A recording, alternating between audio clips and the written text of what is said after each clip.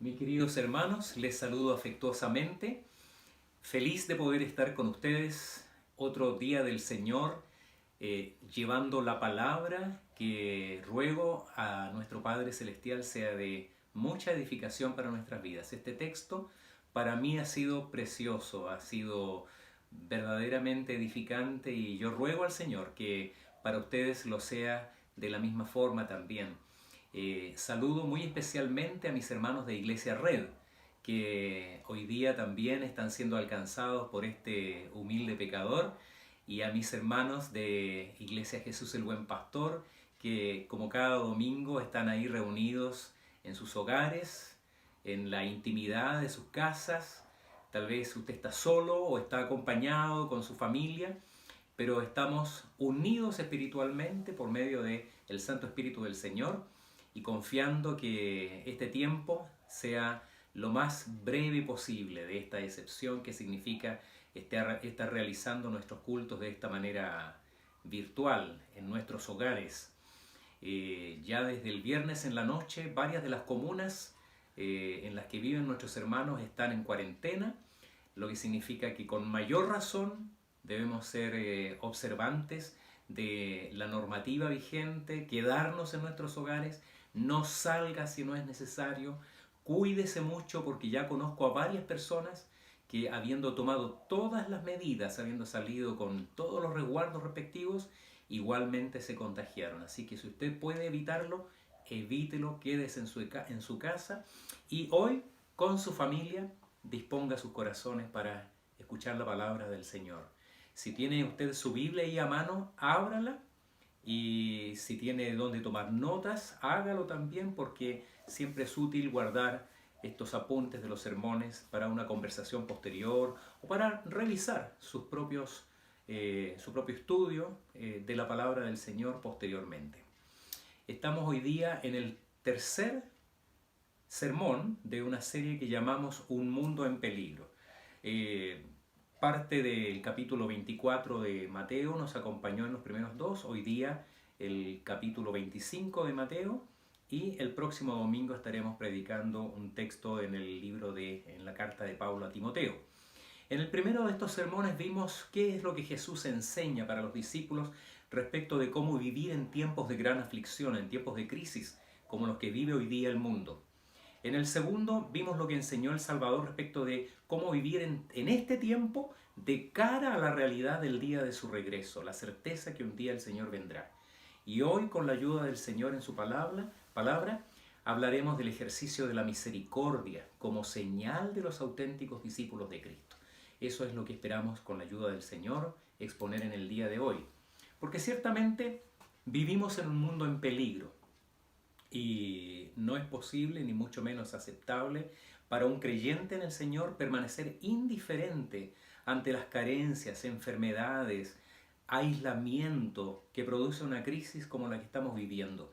Y el Señor lo sabía. Por eso, más que enfocarse en las crisis de este tiempo como señales del fin de los días de la humanidad, termina su discurso hablando del juicio final, pero poniendo su acento en la misericordia que Él valora en aquellos que llamó para ser suyos por la eternidad. Vamos a nuestro texto que se encuentra en el libro de Mateo, entonces, capítulo 25, de los versículos 31 al 46. Abra su Biblia, siga la lectura ahí en la palabra, también va a ser proyectada en sus pantallas, pero mantenga ese capítulo abierto porque vamos a estar volviendo durante los distintos puntos del sermón al texto que estamos leyendo ahora. Mateo capítulo 24, versículos 31 al 46. Dice así la palabra del Señor. Cuando el Hijo del Hombre venga en su gloria, y todos los santos ángeles con él, entonces se sentará en su trono de gloria, y serán reunidas delante de él todas las naciones, y apartará los unos de los otros, como aparta el pastor las ovejas de los cabritos, y pondrá las ovejas a su derecha y los cabritos a su izquierda. Entonces el rey dirá a los de su derecha: venid, benditos de mi Padre, heredad el reino preparado para vosotros desde la fundación del mundo. Porque tuve hambre y me disteis de comer, tuve sed y me disteis de beber, fui forastero y me recogisteis, Estuve desnudo y me cubristeis, enfermo y me visitasteis, en la cárcel y vinisteis a mí. Entonces los justos le responderán diciendo, Señor, ¿cuándo te vimos hambriento y te sustentamos, o sediento y te dimos de beber? ¿Y cuándo te vimos forastero y te recogimos, o desnudo y te cubrimos? ¿O cuándo te vimos enfermo o en la cárcel y vinimos a ti? Y respondiendo el rey les dirá, de cierto os digo que en cuanto lo hicisteis a uno de estos mis hermanos más pequeños, a mí lo hicisteis. Entonces dirá también a los de la izquierda, apartaos de mí, malditos, al fuego eterno preparado para el diablo y sus ángeles. Porque tuve hambre y no me disteis de comer, tuve sed y no me disteis de beber, fui forastero y no me recogisteis, estuve desnudo y no me cubristeis, enfermo y en la cárcel y no me visitasteis. Entonces también ellos le responderán diciendo, Señor, ¿cuándo te vimos hambriento, sediento, forastero, desnudo, enfermo o en la cárcel y no te servimos? Entonces les responderá diciendo, de cierto os digo que en cuanto no lo hicisteis a uno de estos más pequeños, tampoco a mí lo hicisteis. E irán estos al castigo eterno y los justos a la vida eterna. Les invito a que tengamos un momento de oración. Señor y Padre Celestial, así como hemos abierto tu palabra para leer en ella tu mensaje, para escuchar tu voz, pedimos, Señor, que abras nuestros pensamientos, nuestro corazón, y nos dispongas, Señor, por medio de tu Santo Espíritu para recibirla, para atesorarla, para conservarla en nuestra memoria, Señor, para que ella sea nuestra guía, especialmente en tiempos difíciles, para que ella nos corrija, nos exhorte, nos anime y fortalezca. Bendícenos, Señor, esperamos de ti esa unción especial del Espíritu para que la palabra siga obrando, Señor, conforme a tu propósito para edificación de nuestras vidas. Lo pedimos en el nombre de Jesucristo, nuestro Señor. Amén. Que el Señor bendiga su palabra en nuestras vidas, queridos hermanos, y este sea, como decíamos, un tiempo de mucha edificación. Si hay algo que caracterizó a la iglesia de los primeros siglos, fue el ejercicio de la misericordia. Nunca durante estos 20 siglos ha habido un momento en la historia de la iglesia en que no haya estado representado de alguna forma, alguna expresión de los llamados ministerios de misericordia, partiendo por la diaconía, pero también en muchas otras formas según lo ha necesitado las circunstancias en que la humanidad se ha desarrollado. También es cierto que a través de los tiempos esto ha pasado a ocupar quizás un lugar menos relevante que lo que tuvo al comienzo de la era cristiana. En muchas iglesias, infelizmente, ha llegado a ser un ministerio con características casi de apéndice, casi invisible, como una cuota social, como dicen algunos, que acalle las conciencias de las congregaciones. Leí una vez que, acostumbrados a ver en nuestros templos la cruz de Cristo en la parte más destacada detrás del presbiterio, muchas veces en lugares, dependiendo de la situación de la iglesia, bastante ostentosos, con luces, con un lujo muy especial.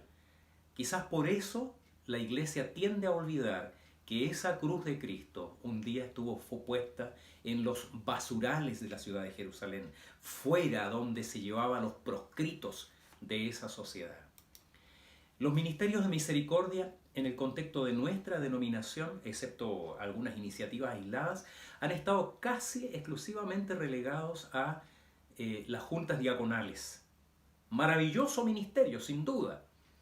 Yo tengo especial reconocimiento y afecto por los ministerios de diaconía de nuestras iglesias, y en estos días en especial ellos han hecho una labor preciosa, llamando, contactando, llevando ayuda, preocupados por sus hermanos. Y estoy muy agradecido al Señor por eso. Pero, ¿estamos haciendo todo lo que el Señor esperaría que hiciéramos?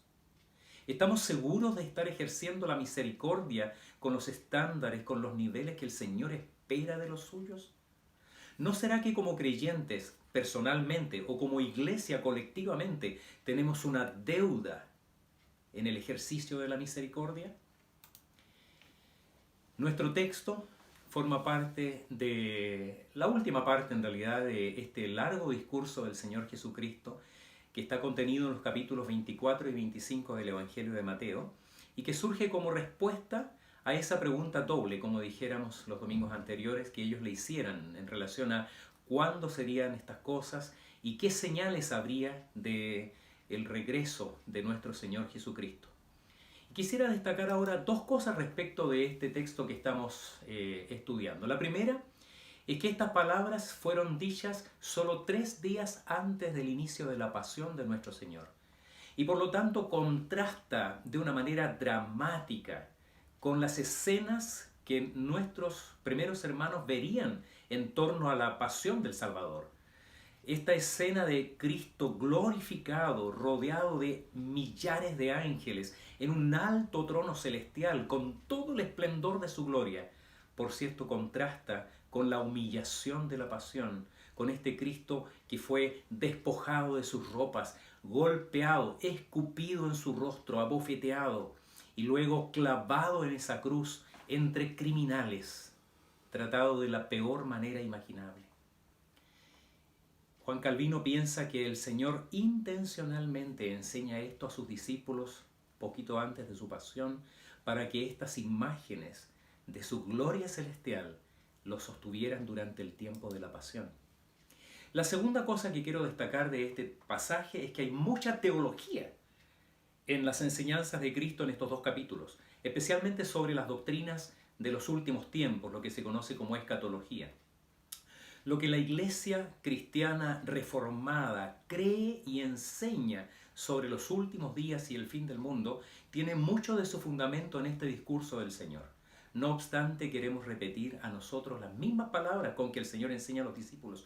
No os toca a vosotros conocer los tiempos o las sazones que pertenecen exclusivamente a la potestad del Padre en los cielos, sino que queremos enfocarnos más bien en las implicaciones que tiene para nuestras vidas ahora, en este tiempo, la certeza de su regreso y saber que un día compareceremos con todas las almas delante del gran trono de Dios y que hay un destino de naturaleza imperecedera de unos y de otros, salvación eterna o condenación eterna. Si vamos a hablar de señales, que es uno de los temas que preocupa a mucha gente el día de hoy, si son estas pandemias o los terremotos, que ya ha habido algunos movimientos de tierra para variar en nuestro país, si estas son señales de los fin de los tiempos, quizás es bueno que entendamos que el ejercicio de la misericordia es una señal de los verdaderos creyentes en Jesucristo. Este texto nos ayudará a ver estas imágenes del juicio final para vivir el tiempo actual. De eso queremos hablar el día de hoy. El título de nuestro sermón es Imágenes del juicio final para vivir el tiempo actual. Y la primera imagen que el texto nos presenta es Cristo en el trono de justicia, versículos 31 al 33. Voy a pedir que nuevamente leamos estos versículos. Versículos 31 al 33. Cuando el Hijo del Hombre venga en su gloria y todos los santos ángeles con él, entonces se sentará en su trono de gloria y serán reunidas delante de él todas las naciones y apartará los unos de los otros como aparta el pastor las ovejas de los cabritos y pondrá las ovejas a su derecha y los cabritos a su izquierda. No perdamos de vista, queridos hermanos, que muchos de los seguidores del Señor Jesucristo pensaban que él se sentaría en el trono de Israel para un gobierno terrenal después de haberles llevado a la victoria, liberando al pueblo de Israel de la opresión del yugo romano. Solo en 3 días más sería brutalmente arrancada de sus mentes esa imagen, al ver al Cristo que ellos siguieron durante 3 años, humillado, azotado, flagelado, expuesto vergonzosamente como un criminal en una cruz, como decíamos, en las afueras de la ciudad. La imagen que el Señor deja en sus discípulos es gloriosa, con palabras que no admiten duda ni incertidumbre, confirma todo lo que los profetas del Antiguo Testamento habían dicho respecto de su segunda venida. Digamos de paso que la mayoría de las profecías respecto de Cristo en el Antiguo Testamento no hablan de su primera venida naciendo como un niño, sino que su segunda venida viniendo glorioso como el Rey entronizado que juzgará a todo el mundo. Vendrá otra vez, no admite sombra de duda. El Señor dijo, cuando el Hijo del Hombre venga. Es decir, ese día llegará, eso no es algo que esté en duda. Y cuando venga ya no será naciendo como un humilde niño en un establo de Belén, sino que vendrá en gloria, rodeado del esplendor de su gloria. Millares de ángeles sirviéndole. La escritura, el texto que leímos recién dice, con todos sus santos ángeles con él. Así como Daniel vio un trono glorioso, resplandeciente como fuego, con un torrente de fuego que sale desde ese trono. De esa manera se describe a Jesucristo con todos sus ángeles. Apocalipsis añade en el capítulo 4 que delante del trono de Dios estarán todos los seres de la tierra diciendo, Santo, Santo, Santo es el Señor Todopoderoso, el que era, el que es y el que ha de venir. El que fue despreciado y desechado entre los hombres, como dice Isaías 53, varón de dolores, experimentado en quebranto, del que los suyos escondieron el rostro, menospreciado, tenido en menos.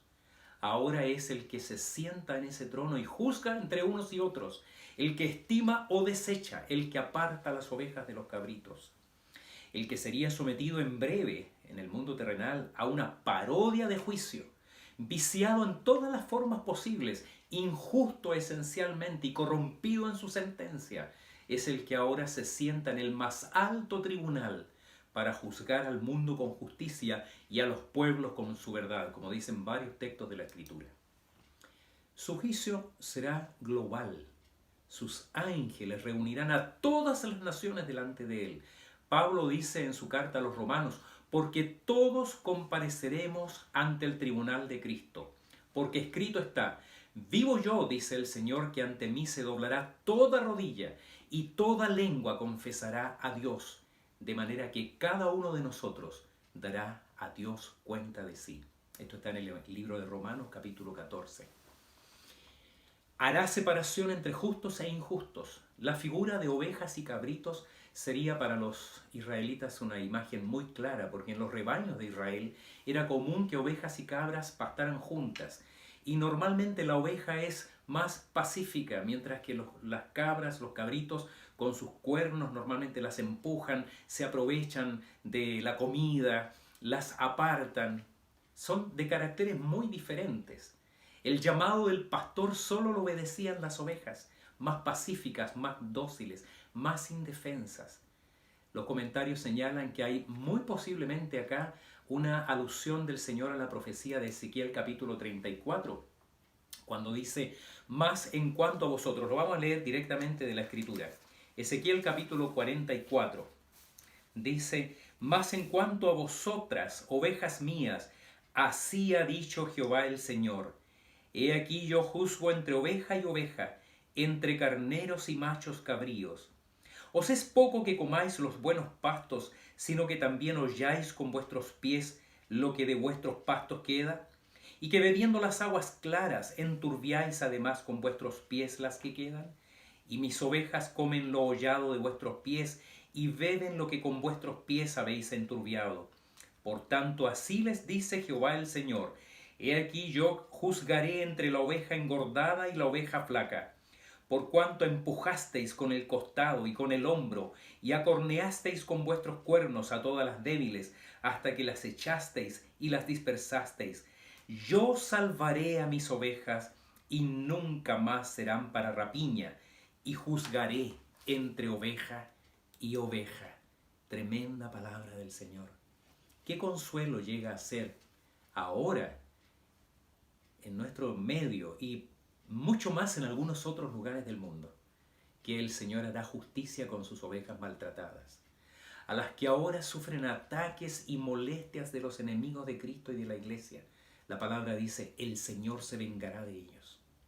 Nuestra preocupación consiste no en hacer justicia, sino en mantenernos libres de su contaminación mientras vivimos entre ellos en el mundo. Una vida que es sufrida por causa de Cristo, viviendo en santidad, no es subestimada en el Señor. Un día el Señor pondrá las cosas en su lugar. En el libro de Malaquías, capítulo 3, 16 al 18, contiene una de las promesas más hermosas del Antiguo Testamento, de la palabra del Señor. Ahí dice, entonces los que temían a Jehová hablaron cada uno a su compañero, y Jehová escuchó y oyó, y fue escrito libro de memoria delante de él para los que temen a Jehová y para los que piensan en su nombre. Y serán para mí, dice el Señor, especial tesoro, ha dicho Jehová de los ejércitos, en el día en que yo actúe. Y los perdonaré como el hombre que perdona a su hijo que le sirve. Entonces os volveréis y discerniréis la diferencia entre el justo y el malo, entre el que sirve a Dios y el que no lo sirve. Con nuestros propios ojos, lo que no podemos ver ahora, un día veremos la diferencia entre los electos y los réprobos.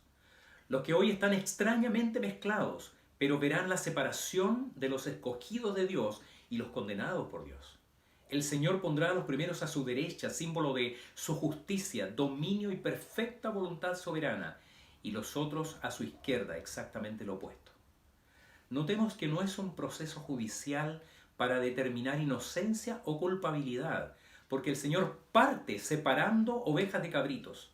Al inicio de esta comparecencia, el Señor ya los separa. La palabra de Dios en el Evangelio de Juan capítulo 3, versículo 18 dice, el que en él cree no es condenado, pero el que no cree ya ha sido condenado, porque no ha creído en el nombre del unigénito Hijo de Dios. Pero es un proceso necesario para vindicar a los justos, para exaltar la justicia de Cristo y sobre todo para ejecutar la sentencia final y definitiva. De tal manera, hermanos, que hay una imagen poderosa de nuestro Cristo vencedor en el trono de justicia para juzgar a todas las naciones. Pero no solamente tenemos esa imagen, sino que la segunda imagen del juicio final para vivir en el tiempo actual es la misericordia juzgada como acción. La misericordia juzgada como acción. Vamos a leer los versículos 34 al 40 de nuestro texto. Dice así la palabra. Entonces el rey dirá a los de su derecha, venid benditos de mi Padre, heredad del reino preparado para vosotros desde la fundación del mundo. Porque tuve hambre y me disteis de comer, tuve sed y me disteis de beber, fui forastero y me recogisteis, estuve desnudo y me cubristeis, enfermo y me visitasteis, en la cárcel y vinisteis a mí. Entonces los justos le responderán diciendo, Señor, ¿cuándo te vimos hambriento y te sustentamos, o sediento y te dimos de beber? ¿Y cuándo te vimos forastero y te recogimos, o desnudo y te cubrimos? ¿O cuándo te vimos enfermo o en la cárcel y vinimos a ti? Y respondiendo el rey les dirá, de cierto os digo que en cuanto lo hicisteis a uno de estos mis hermanos más pequeños, a mí lo hicisteis. Decíamos que queremos destacar y sacar lecciones de este juicio para este tiempo, respecto de lo que será esta comparecencia de las naciones al fin de los siglos, porque ese es sin duda el propósito del Señor al enseñar a sus discípulos hace 2000 años atrás y a todos los creyentes desde entonces. Y que eso es así lo confirma el hecho de que su relato de este proceso ante el trono de justicia no hace referencia a todos los actos sobre los cuales podría ser juzgado el pecador en cuanto al cumplimiento o la ignorancia de la ley de Dios. No se juzga acá el adulterio, la mentira, la fornicación, el homicidio, ni la incredulidad, ni la idolatría, sino que coherentemente con él no les corresponde a ustedes saber los tiempos y las sazones, enseña el Señor en qué debemos enfocarnos en este tiempo. Por eso señala para nosotros cómo está su mirada puesta en los actos de misericordia de los creyentes y de los incrédulos, especialmente con aquellos que él llama mis hermanos más pequeños, es decir, los creyentes en Jesucristo expuestos a extrema necesidad o prueba, respecto de los cuales nosotros somos llamados a compadecernos, a amarlos y a atenderlos como si Cristo mismo fuese el que está al alcance de nuestra mano para extenderle amorosamente la misericordia. Notemos que llama a sus ovejas benditos de mi Padre, porque ellos ya han sido bendecidos por el nombre del Hijo de Dios. Ya le pertenecen a Él porque el Padre los engendró en Cristo. Ellos ya son salvos y la herencia que pasan a poseer les ha sido otorgada desde antes de la fundación del mundo. Y no solo otorgada, sino que preparada amorosamente por el Padre. Es como si el Señor dijera, vengan, hereden el reino preparado para ustedes desde que estuvo este proyecto en mi mente. Es decir, no es una decisión espontánea, innovadora, resultante de nuestras acciones. Así estaba dispuesto antes que el mundo llegase a ser. La Biblia dice en Efesios 1:4, según nos escogió en Él antes de la fundación del mundo, para que fuésemos santos y sin mancha delante de Él. Entonces, ¿cómo debiéramos entender este por qué que encabeza la lista de acciones que siguen? Si el texto se refiriera a que por causa de la misericordia ejercida los hombres se hacen merecedores de la salvación, entonces tendríamos que disculparnos con los arminianos, con los romanistas, a los que hemos descalificado todo este tiempo, y con todos los que creen que podemos ser salvos por las buenas obras. El contexto de este pasaje y el mensaje general del Evangelio señala claramente, mis hermanos, que la salvación no es por obras. Porque si Dios nos juzgara para salvación o condenación por medio de las obras de justicia, como dice el Salmo 130, ¿quién podría permanecer en pie delante del Señor? Así que la palabra porque no apunta en este caso a causa, sino a orden de procedencia. Significa que estas acciones de misericordia son un efecto de aquello que primero el Señor obró por su gracia en nuestras vidas. Cristo está diciendo que de aquellos que Él escogió para salvación, justamente a causa de ser de Cristo y estar en Cristo, se espera que obren misericordiosamente, especialmente con sus hermanos en necesidad. Por habitar en nosotros el Espíritu de Cristo, no cerramos nuestros corazones ante el hermano que vemos desvalido, con hambre, con sed, desnudo o forastero, enfermo o en la cárcel. Y lo harán de tal manera que cuando el Señor les señala que al ejercer misericordia lo hicieron con Él, ellos aparentan sorpresa. No digo aparentan en el sentido que están fingiendo, sino que de una manera muy interesante, muy humilde, parecen sorprendidos. Porque en sus mentes no estaba el ejercicio de la misericordia para recibir aprobación del Señor. No estaba la mente puesta en la recompensa celestial, sino que en sus corazones verdaderamente hubo misericordia, es decir, sintieron la miseria del otro, lloraron con el que llora, sintieron ese frío, esa hambre, esa soledad del abandono como propia. Estando el Espíritu de Cristo en sus corazones, ellos fueron movidos a la misericordia sin esperar recompensa por ello. Por contraste, aquellos que sin pensar en Dios, habiendo defraudado a Dios en derecho, pudiesen haber ejercido la misericordia movido por cualquiera fuera el interés, por altruismo, por una idea de conciencia social, lo que hubiera sido, esa compasión no les servirá de nada. En consecuencia, Jesucristo no está diciendo que la parte principal de la justificación para salvación sea el ejercer la misericordia, sino que por medio de esas acciones que son más o menos evidentes y palpables, lo que ha sido llamado fe en acción, fe práctica, se muestra lo que es vivir una vida santa delante de los ojos de Dios. Las palabras de Cristo son palabras de bendición, son el abrazo del hermano mayor dándole la bienvenida a la eterna bienaventuranza a aquellos sus hermanos menores, porque les amó como dijo hasta el fin. Y lo que acá apenas es una semblanza de Cristo en ellos, ahora va a ser plena identificación a aquellos que Él predestinó, que llamó, que santificó, ahora los glorifica poniéndolos al lado suyo.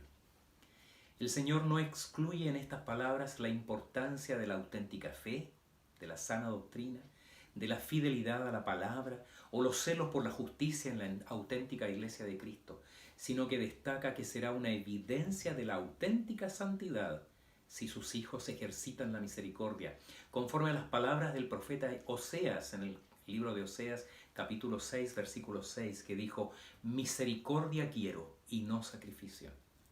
O las palabras de Santiago, que señalan la religión pura y sin mácula delante de Dios el Padre es esta: visitar a los huérfanos y a las viudas en sus tribulaciones y guardarse sin mancha del mundo. Los cristianos auténticos somos especialmente atraídos a ejercer la misericordia y muy especialmente a nuestros hermanos. La palabra dice: así que según tengamos oportunidad, hagamos bien a todos y mayormente a los de la familia de la fe. Gálatas capítulo 6, versículo 10. Que nuestro pensamiento, especialmente en tiempos difíciles como los que vivimos, como nos ha enseñado el Señor, sea confirmar y honrar la fe que exalta a Cristo en el hermano o la hermana que sufre. Brindarle toda mi ayuda y servicio.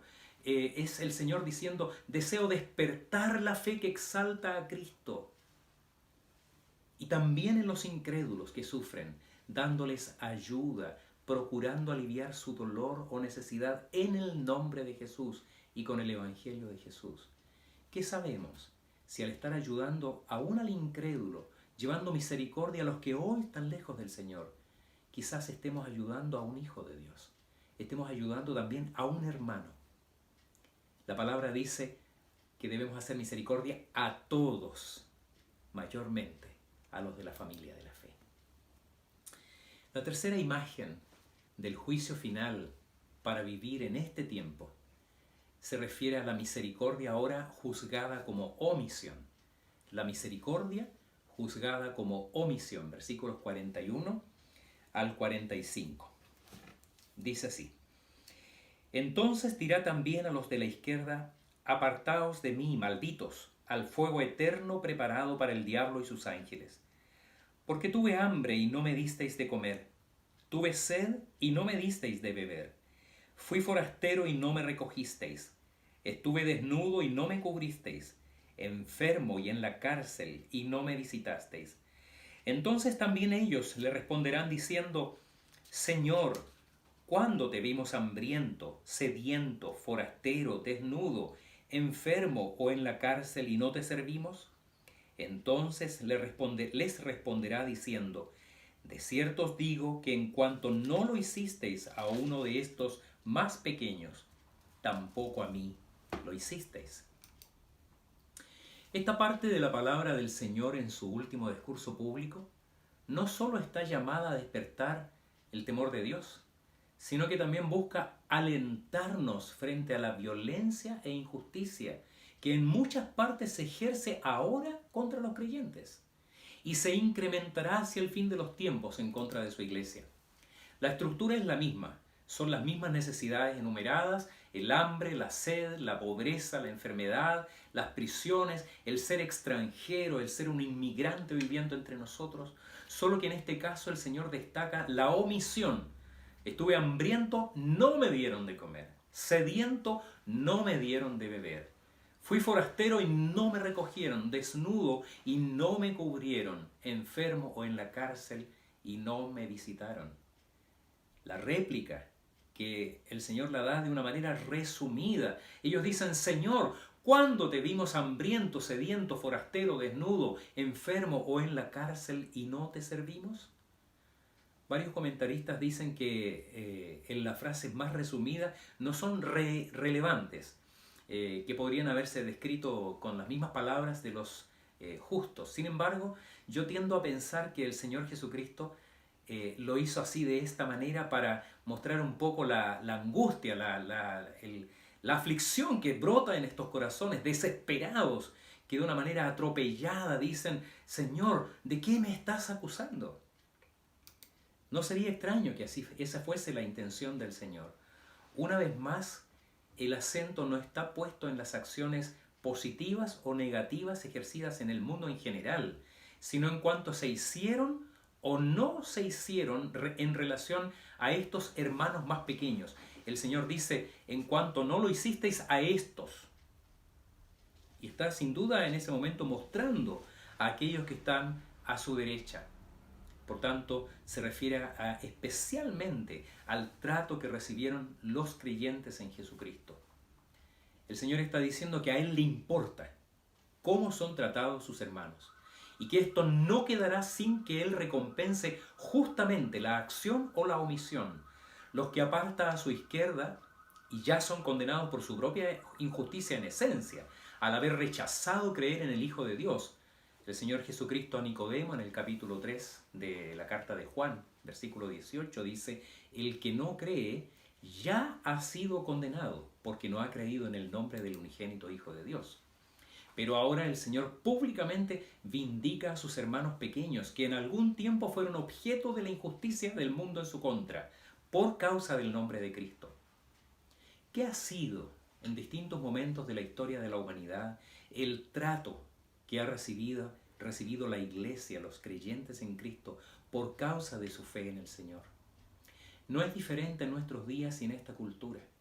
Cuando se juzga dignos de reivindicaciones a aquellos que la palabra de Dios condena, como los que abiertamente viven una moral sexual anticristiana, o reclaman para ellas que es el momento de conquistar el dominio que por siglos ejerció el sexo contrario, o ejercer el derecho de asesinar bebés dentro de sus cuerpos simplemente porque su libertad individual está por encima del derecho de ellos de nacer.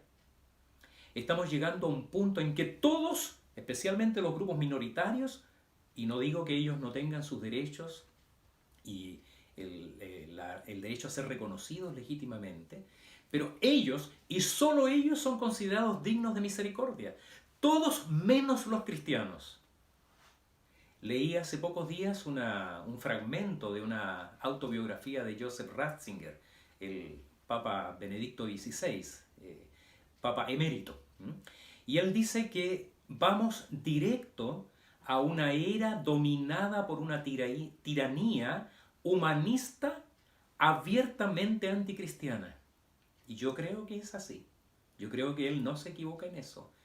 No será una era antirreligiosa o contraria a cualquier forma de espiritualidad, sino especialmente anticristiana. Y esto, querida iglesia, no mejorará en esta era, sino que empeorará. En el libro de Apocalipsis, el comentario de William Hendrickson de su libro Más que Vencedores, leemos lo siguiente: la Iglesia, como una poderosa organización misionera, acabará de dar su testimonio. El mundo anticristiano hará guerra contra la Iglesia y la destruirá. No desaparecerá, siempre habrá sobre la faz de la tierra creyentes en Jesucristo, pero la Iglesia como institución parecerá derrotada. Su cadáver ni siquiera se le permite sepultar. Los dos testigos, que son la imagen de la Iglesia en el libro de Apocalipsis, yacen expuestos públicamente en la calle principal de esta Babilonia anticristiana. Ahí yacen sus cadáveres expuestos a las moscas, a las aves y a los perros. ¿Qué hace el mundo? Hace fiesta, se regocija, la gente se envían regalos unos a otros y se alegran de haberse librado por fin de estos molestos testigos de Cristo. Busque este relato en el libro Más que Vencedores, fundamental para conocer los últimos días y estudiar acerca de el Apocalipsis de William Hendrickson. Entonces, ¿qué haremos nosotros, querida iglesia? No cuando llegue el fin, sino ahora. ¿Qué nos corresponde hacer? ¿Son los no cristianos dignos de nuestra misericordia? No se equivoque. Yo digo que sí, profundamente sí. No podemos caer en la misma práctica anticristiana del mundo. Recuerdo una de las muchas películas que se han hecho sobre el nazismo, la historia de Hitler en Europa durante la Segunda Guerra Mundial. Una escena que quedó grabada en mi mente. Un tren de carga llevando miles de familias o de personas judías siendo transportadas a uno de los tantos campos de concentración nazi, y corriendo al lado del tren una mujer campesina con una bolsa en sus manos, hasta que de uno de los vagones se abre una puerta y ella, sin dejar de correr, lanza la bolsa al interior y les grita: «¡Soy cristiana!». Una vez que cierran la puerta y abren la bolsa, en el interior habían varios kilos de manzanas que ella había preparado para, en parte, ayudar a mitigar el sufrimiento de estas gentes. Los mismos que la iglesia cristiana oficial había despreciado, alineadas ciegamente con el Führer. El Señor dijo en otra parte de este mismo evangelio que si hacemos bien solo a los que nos aman, no somos diferentes de los incrédulos. Mateo capítulo 5, 44 al 46 dice: «Pero yo os digo, amad a vuestros enemigos, bendecid a los que os maldicen, haced bien a los que os aborrecen y orad por los que os ultrajan y os persiguen, para que seáis hijos de vuestro Padre que está en los cielos, que hace salir su sol sobre malos y buenos, y que hace llover sobre justos e injustos. Porque si amáis a los que os aman, ¿qué recompensa tendréis? ¿No hacen también lo mismo los publicanos?». Así que de ninguna manera somos llamados a caer en el mismo juego de discriminación que podrían usar los incrédulos en contra de los creyentes. Finalmente, el ejercicio de la misericordia va inseparablemente unido del servicio que debe caracterizar a la iglesia y al creyente, sin mirar a quién es objeto de esa misericordia. Y con mayor razón, el carácter de Cristo estará en nosotros y nos hará testimoniar claramente que podemos amar aún a los que nos aborrecen, bendecir a los que nos maldicen, hacer bien donde quiera que se necesite una mano amorosa que extienda la gracia de Dios como nosotros la hemos recibido y en abundancia. La palabra dice mayormente a los de la familia de la fe. Por tanto, no excluye nuestro anhelo de ejercer misericordia a los que no son de la familia de la fe. Y quizás con mayor razón lo haremos en el nombre de Cristo, para que el nombre de nuestro Salvador sea exaltado en el mundo. Para pensar y vivir, querida iglesia, queridos oyentes que nos acompañan el día de hoy, ha sido maravilloso observar en estos días cómo el Señor ha levantado el espíritu de servicio y amor cristiano en la iglesia. He sido testigo de cómo muchos de nuestros hermanos han sido movidos a ejercer la misericordia, especialmente con los hermanos en necesidad.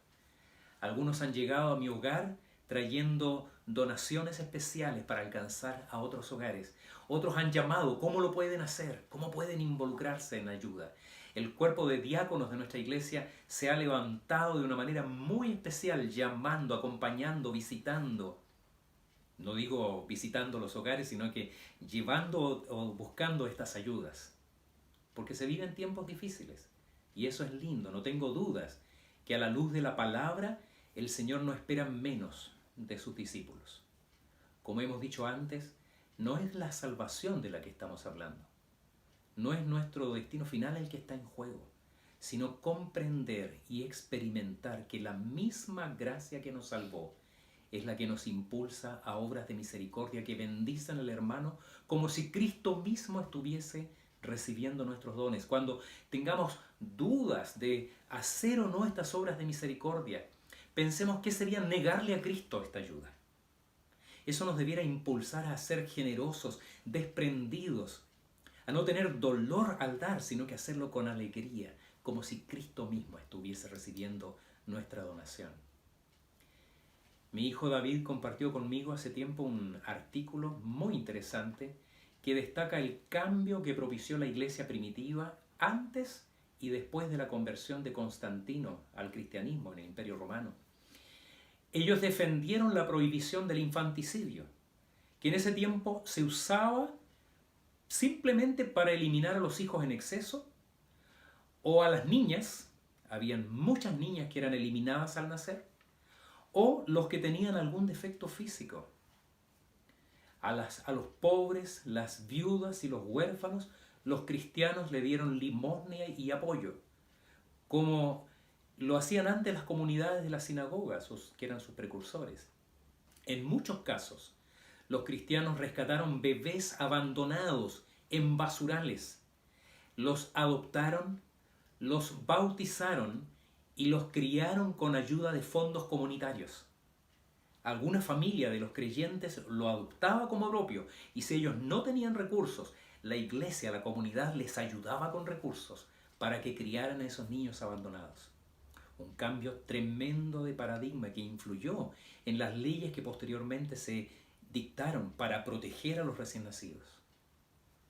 Un cambio que la iglesia cristiana hizo. Y me parece extraordinario. No podemos perder de vista que eso es algo esencial a la vida cristiana.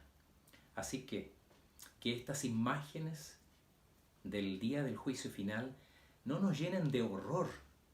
Como iglesia y como creyentes debemos ya llenarnos de admiración por la gloria de Cristo, al que contemplamos con los ojos de la fe, no solo sentado en su trono de justicia, sino que vemos en el que sufre hoy al Señor, para ejercer misericordia con ellos, porque somos de Cristo y porque ellos son también nuestros hermanos en Cristo.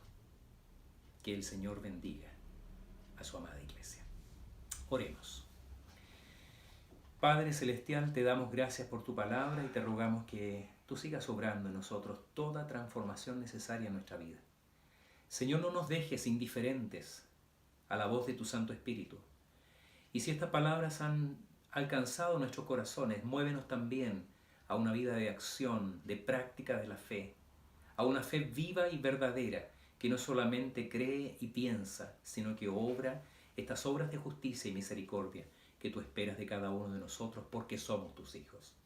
Lo pedimos así en el nombre de Jesucristo, quien es el Señor de nuestras vidas. Amén.